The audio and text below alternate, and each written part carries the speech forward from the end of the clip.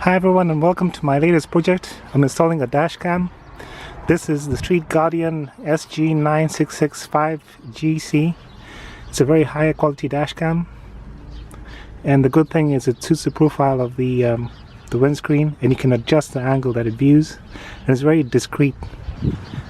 So I can mount it right here next to the mirror, and then I want to route the cable down here and then to the fuse box. Unfortunately, you can't use the auxiliary power for the lighter because it's always on. So what you need to do is you need to get to the fuse box. There's an adapter that I'll show you in a second that will allow you to draw power from a fuse that turns off when the car is off. One thing I considered is there is power coming to the module here in the mirror. The problem with that is it may not provide enough current to drive the dash cam, and you may damage the fuses in the process. So it's really preferable to tap into the power from the fuse box.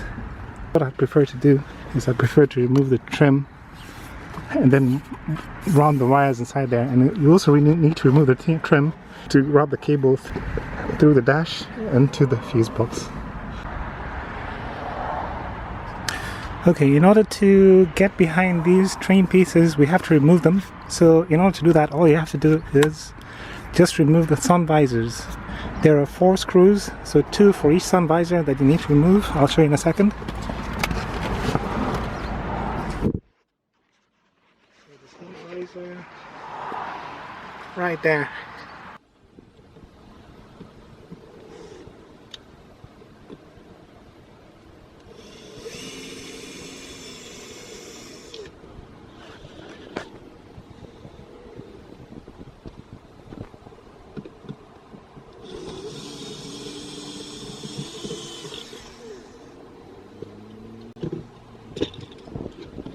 Same for the driver's side.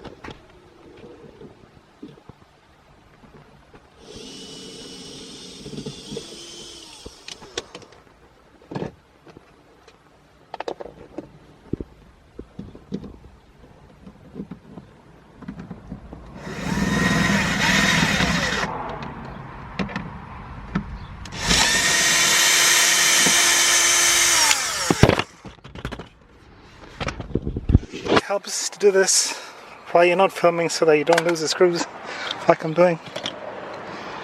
So 3 screws, 4 screws. Okay, they're all safe. So once you've done that, all you have to do,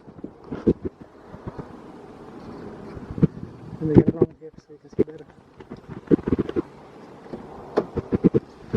All you have to do is now tug on the upper section, and tug it carefully because everything is just going to come spilling down.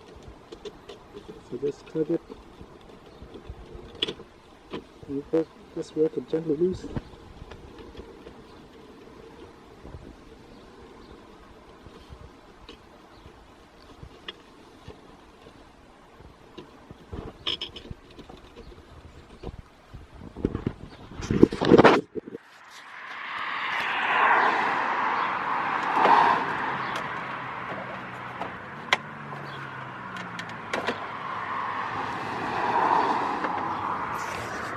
And as you see, there's a module over here that is connected, so you have to undo that plug over there.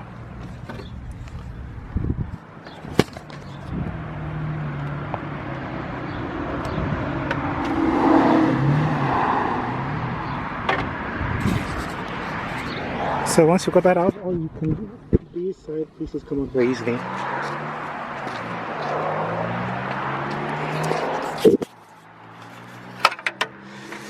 There are no airbags in the side panels to worry about. So there you see the wiring going right round.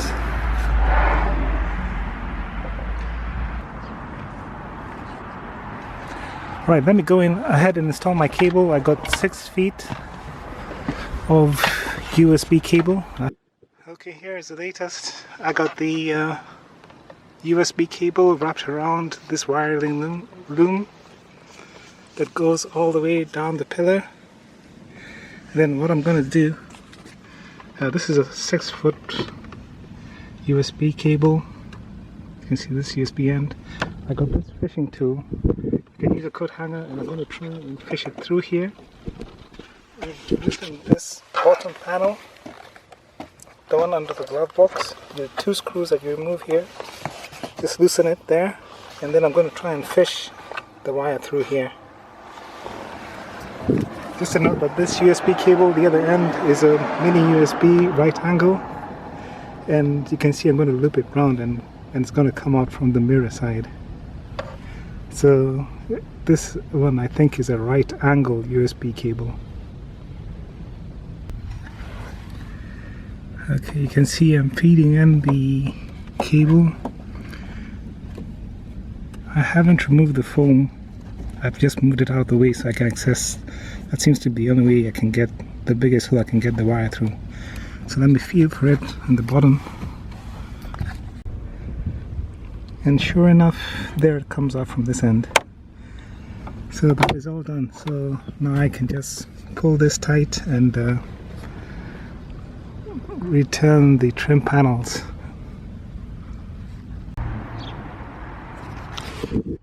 Okay, when returning the trim pieces for the side, just make sure that you slot them into the correct slots over here so they're not misaligned, and then also make sure that this rubber seal sits on the outside of the panel. Once you put this in place, you push a couple of places on each side and it will snap into, this centerpiece will snap into place.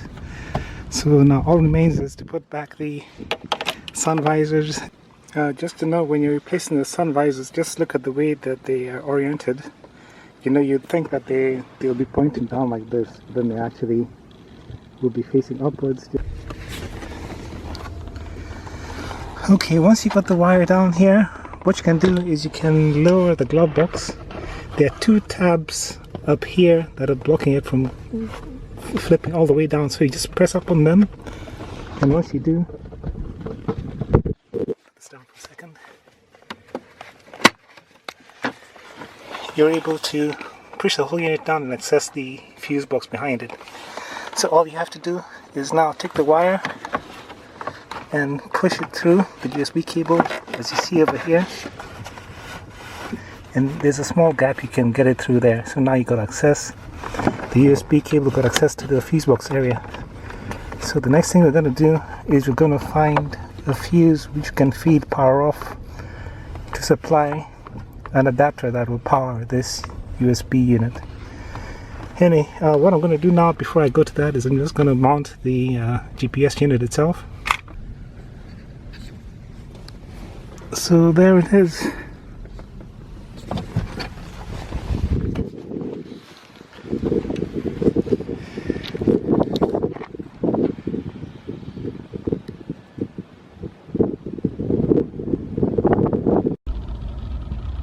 Okay, this is how I plan to get power to a USB lighter adapter. So this is one I bought off Amazon, and this one will tap into power off the fuses. So I've opened the fuse box and I've read about which fuses might be good to use. You know, you got this diagram that is normally stored over here. That'll also give you the function of each fuse. It's a 5 amp fuse. So we're gonna add this to our adapter. You see it accepts 2 fuses. One will continue protecting the circuit that you removed it from, and the other one is for whatever auxiliary device you're adding to the car. Okay, so this one plugs into where that fuse was. Go ahead and push it in.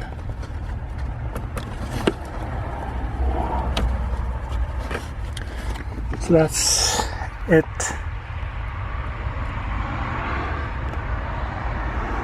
So that'll feed power to this cigarette lighter, and then the other one, the other wire is neutral. I'm going to reroute back through that hole, and I'm going to use this point, which the lower tray is mounted on, to act as the ground for this circuit. So let me go ahead. You can see I put a round connector at the end that's going to complete the circuit there.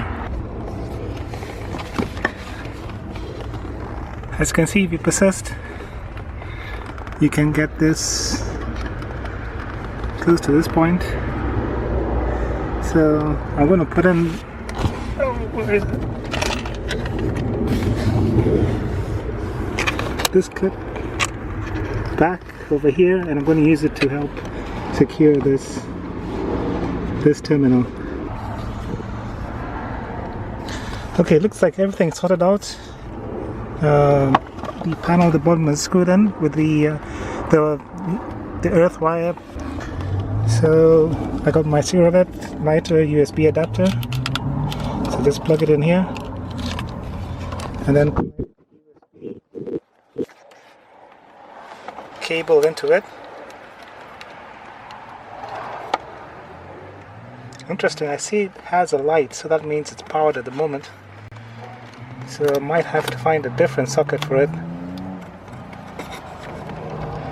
And the cable is a little bit short.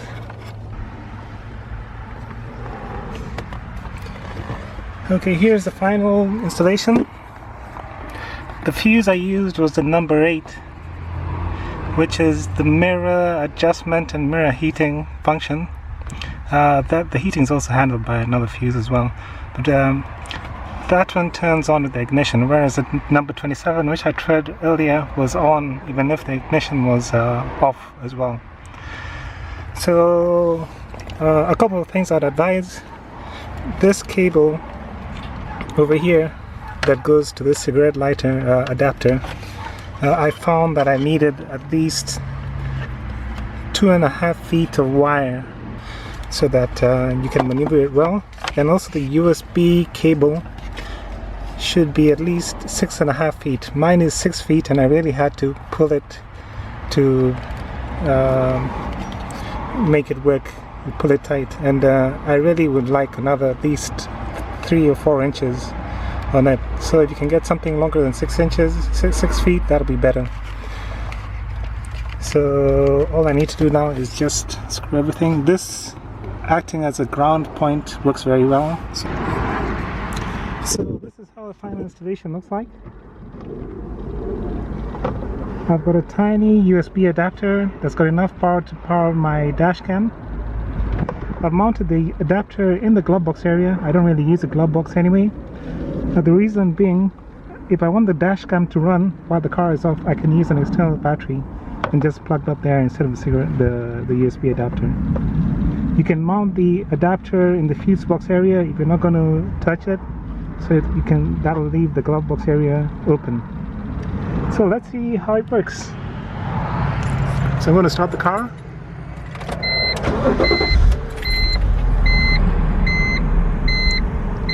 You can see it's powering on.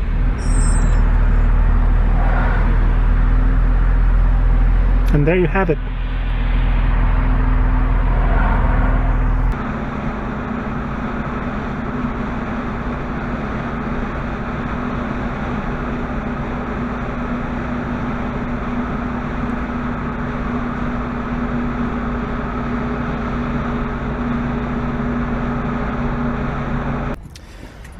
So if this video has been useful to you, please give me a like, and thanks for watching.